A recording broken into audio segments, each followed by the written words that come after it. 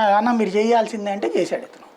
ఇప్పుడు పేర్నానికి ఎంపీ ఇస్తారా లేదా మచిలీపట్నం చూడాలి, అదే సందర్భంలో ఈయనకి ఎంపీ ఇస్తారా లేదా అనేది చూడాలి. ఇప్పుడు రకరకాలు నడుస్తున్నాయి కాబట్టి బేసిక్ సమస్యల్లో ఏంటంటే అడిగిన వాళ్ళకి మ్యాక్సిమం చేయగలిగింది చేశాడు. అసంతృప్తి ఉన్నటువంటి వాళ్ళకి సంబంధించి మాత్రం కొంతమందికి మీకు ఆ సీట్లు ఇస్తాను ఈ సీట్లు ఇస్తానని చెప్పాడు.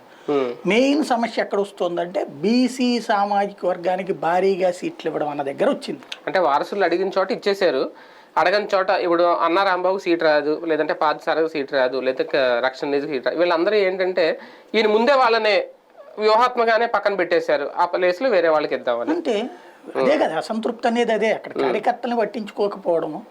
కార్యకర్తలో తీవ్ర అసంతృప్తి ఉంది అక్కడ. ఇప్పుడు రక్షణ నిధి గురించి ఎంతమంది గొడవ చేశారు అక్కడ, అన్నారాంబాబు గురించి ఎంతమంది గొడవ చేశారు, లేదు కదా.